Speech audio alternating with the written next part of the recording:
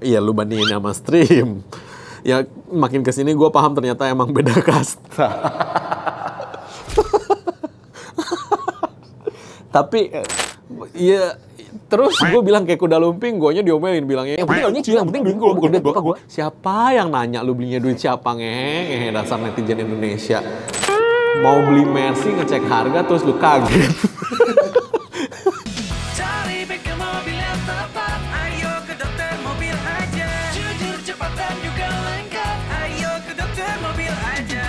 Kualitas yang terbaik, harga juga bersahabat. Percayalah, di Dokter Mobil pasti beres.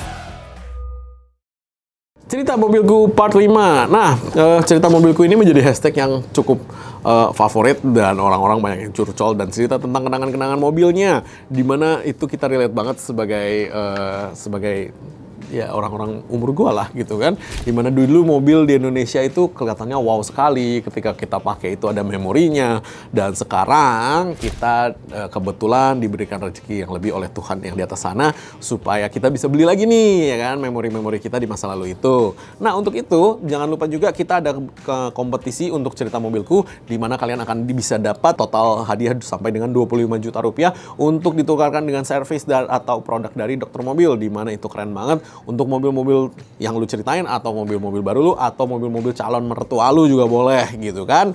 Jadi nanti lu silahkan cek link di bawah ini untuk disclaimer-nya dan syarat-syaratnya. Oke? Agung Budiman, cerita mobilku, ada mobil kesayangan dari bokap, bentuk kotak Mercy G-Class tahun 94. Kaya nih bapaknya punya G-Class tahun 94. Iya, bos radio pak dulu pak. Zaman-zaman ini nih, yang zaman tahun 90-an ini yang paling banyak duitnya nih bos radio nih. Dulu gak suka bentuknya soalnya kotak. Mana lagi zaman-zamannya film Thunderbolt Jackie Chan. Iya. Thunderbolt Jackie Chan kan berarti lu naik Lancer ya. Tapi akhirnya krisis 98 dijual. Sempat dibawa jalan-jalan keliling Jawa, Bali, Lombok. Baru sekarang berasa tuh mobil kok enak banget. Dulu jalan jauh-jauh gak gitu capek. Ya emang namanya juga Mercy. Bokap gue udah gak ada sekarang, tapi kepikiran apa beli mobil itu lagi ya. Setuju gue beli. Cek harganya, buset. Mobil itu sekarang baru jadi mundur deh. Mau beli Mercy ngecek harga terus lu kaget. Ini mobil sih nggak ada yang lebih murah dari 500 juta sih bro. Nggak ada sih, lu beli 500 juta juga barangnya juga biasa aja, bukan yang the best quality ya. Maksudnya yang udah kinclong bener-bener dan original. Lu jangan tanya bos, kadang-kadang lu over 1M juga gak dilepas sama orangnya. Karena yang koleksi begini semuanya, lu harus mikir ya, yang koleksi begini semuanya anak orang kaya. Udah pasti, karena di zaman itu bapaknya bisa punya, itu berarti kaya raya itu. Di zaman itu. Nah, sekarang lu mau cari anaknya orang kaya gimana sih? Emang dia butuh duit lu ya? Dia nggak butuh duit lu bos, kecuali dia lagi ada proyek mau digadai ya kan. Nah, itu lu boleh tuh. Ruli Andrean, pernah bawa Kijang Super tahun 90, posisi malam jam 9. Spacer ban hancur. Kok bisa? Tiba-tiba kaget ban depan hilang kemana? Idih, alhamdulillah masih selamat. Iya, gue jadi lu, gue museumin tuh mobil. BB Band, tahun 2017 mobil pertama gue Honda Stream 2002 yang 2000 cc Triptronic. Dulu masih cupu masalah mobil, jadi gara-gara boros 6 bulan kemudian gue jual. Dengar cerita kalau Avanza hemat dan ramai dicari, akhirnya gue beli deh Avanza Matic tipe S tahun 2010 apa 2012. Ternyata bener lebih hemat, tapi seminggu kemudian gue jual ke orangnya. Untungnya gak rugi. Gue jual gara-gara jadi tahu bandingan Honda Stream sama Avanza seperti langit dan bumi. Maaf mau ngomong, gue nyebutnya bandingan Avanza kok kayak angkot ya. Iya, lu bandingin sama Stream. Ya makin kesini gue paham ternyata emang beda kasta. Tapi ya makanya kenapa gue aja punya Avanza bro yang 2009 bro, yang sering kita pakai buat video.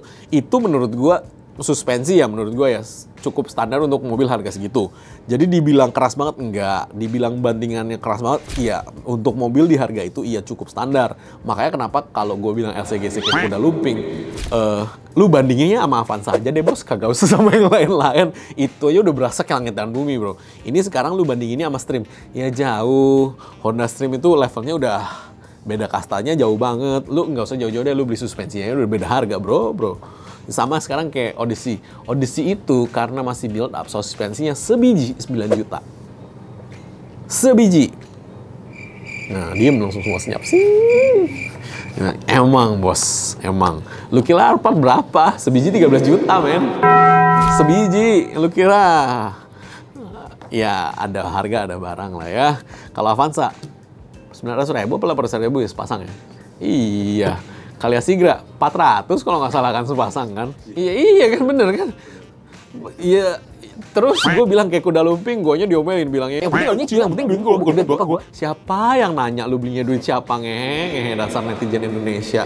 Kadang-kadang kuping lu tuh butuh dikerokin, dibawa ke THT. Lah iya gitu loh, apa hubungannya? Orang emang iya kok, coba aja lu duduk di paling belakang gitu kan. Gue mau tahu kata-kata gue bener apa kagak. Nggak berani jawab semua kan. Bilangnya yang penting bilang gutong, nggak pengen ya kan. Yang penting belinya kagak ngutang, siapa yang nanya lu belinya gimana? Tapi kalau lu bilang kagak ngutang ya hebat suhu, kan gitu. Iyalah hebat suhu, harus dikasih jempol. Nice. Driver Edian, mobil pertama kalinya 2018 kredit sampai lunas, good. 2023 lunasnya PPKB disekolahin sama kakak per bulan 3,6 juta, nggak kebayar. Sekarang malah sewa mobil sebulan 4,5 juta malah kebayar. Idih.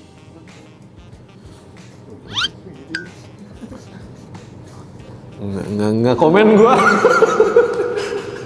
Iya bener sih ceritain mobilnya dia sih, nggak komen gua. Mick Vandul, cerita mobil gue sebenarnya bukan mobil gue, tapi pernah dipinjemin Panther sama bengkel gara-gara motor gue lagi proses bore up. Plus gue besoknya mesti kudu gawe, besoknya gue bawa tuh ke kantor. Anjir itu Panther, remnya Senin Kemis, betul sekali. Berapa kali nyundul mobil orang, tapi untung orang-orang itu gak ada yang marah mobilnya kesundul Panther tua. Mana bos gue komplain kenapa bawa mobil bukan motor gue kerja sales soalnya. Nah, iya, Panther tua itu dulu problemnya di rem. Cuman kalau menurut gue itu gara-gara kebanyakan diakalin sih menurut gue sih.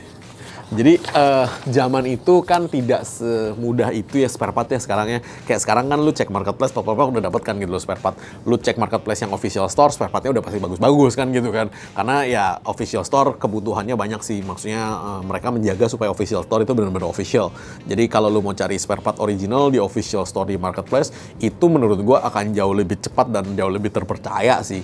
Daripada lu keliling toko-toko spare part yang mengaku, kita ngomongnya begitu ya, yang mengaku-ngaku.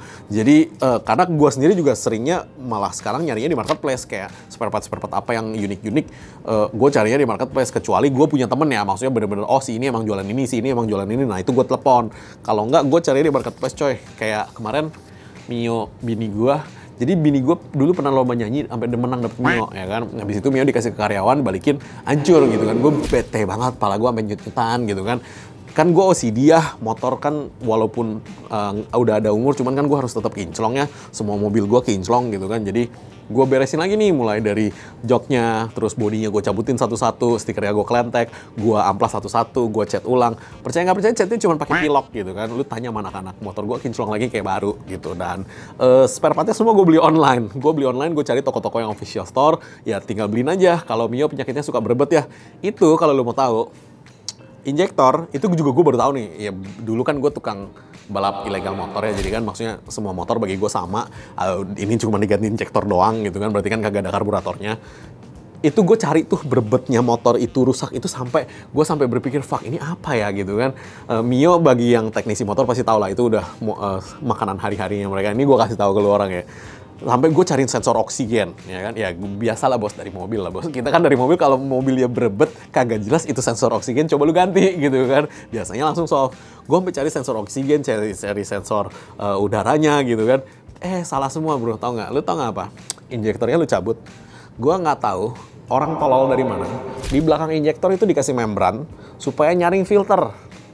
Bensinnya itu disaring dulu sebelum masuk injektor. Bukannya disaringnya di tangki, tapi di depan injektor. Lu tahu sendiri kan, lubang injektor kan lebih kecil dari kelingking kan. Itu ada membrannya.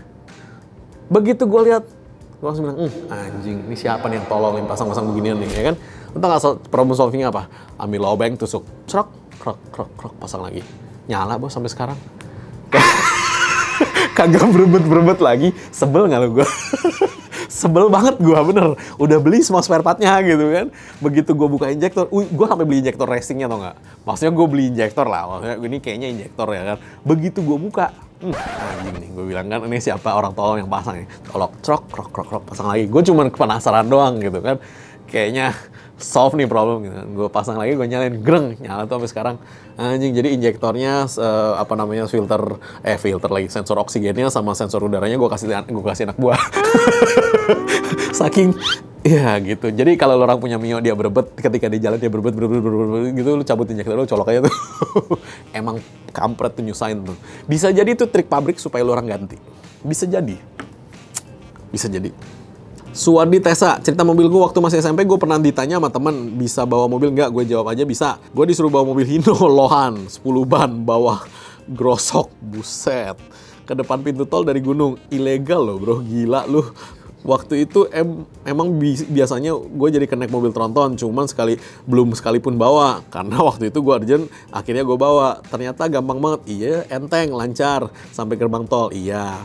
Pas di pintu tol, supir aslinya datang. Waktu itu gue disuruh bawa karena supir tembaknya sakit.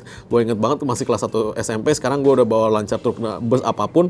Cuman kalau tronton nggak suka kalau lagi jalan udah salah-salahin sama pengemudi motor terus. Rawan diberhentikan, PSK kalau narik malam-malam, astaga. Untung aja gue gak tergoda karena gue hobinya balapan, jadi slip selalu kalau bawa, jadi gak kepikiran bayar gitu. Nah ini mantep, cuman ilegal ya. Jadi ini kalau nggak salah SIM-nya B2 kan, bukan B1 lagi kan, udah 10 ban kan. Jadi ya gitu deh. Kalau bagi yang nggak tahu, tronton itu dia gear sistemnya ada yang berbeda karena dia ada gear crawling gear atau gear ngerangkak, terus gitu-gitu ya, dia sistem gearnya ada agak sedikit berbeda. Cuman kalau yang mobilnya bagus, lu percaya nggak percaya, setirnya tuh enteng, power steeringnya bagus banget, enteng banget, dan emang sengaja dia dibikin pesek supaya lu bisa lihat depan dan bisa lihat belakang. Cuman ya jangan ditiru sih bos, kalau kagak ada SIM namanya ilegal sih bos. Yasin Rohman, sehat terus kalau kasep. Makasih. Pernah antar bokap ke Cianjur Selatan tahun 2015 bawa Isuzu Panther tahun 98. Pas pulang solar habis, kebetulan yang nyupir saya. Ya tiba-tiba perjalanan pulang solar habis, nggak ada sama sekali pom bensin alias solar. Bokap tiba-tiba ngomongin, nah ada warung, berhenti dulu beli minyak goreng 5 liter.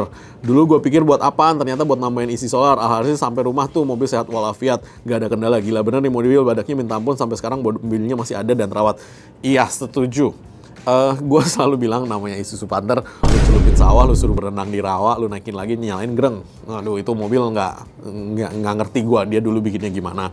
Kalau cerita minyak goreng, iya. Jadi dulu itu kita pernah eksperimen mau coba bikin biodiesel dari minyak goreng bekas. Kenapa minyak goreng bekas? Karena harganya lebih masuk dan bekas-bekas lu goreng apapun ya, kayak misalkan ayam goreng itu segala macam, itu kan dia ngeluarin minyak lagi kan, minyak nabatinya, minyak hewaninya lagi kan. Nah itu ketika dicampur, disaring dan dicampur dengan solar, itu dia memang nge-mix dan memang bisa terbakar. Dan itu hanya bisa di diesel ini ya, Euro 1 ya. Ini gue bilang Euro 1 ya, mesin Euro 1 itu bisa. Karena memang dia lubang injektornya cukup gede dan dia minyak goreng ini bisa dicampur dengan si biosolar. Perbandingannya orang-orang sih bilang bisa sampai 50-50 sih. Gua sih waktu itu 70-30 ya waktu itu ya. Cuman orang bilang bisa sampai 50-50. Cuman ya lu jangan tanya performa. Ini hanya akan ya bikin mobilnya jalan. Makanya biasanya biosolar yang level itu dipakainya itu di genset.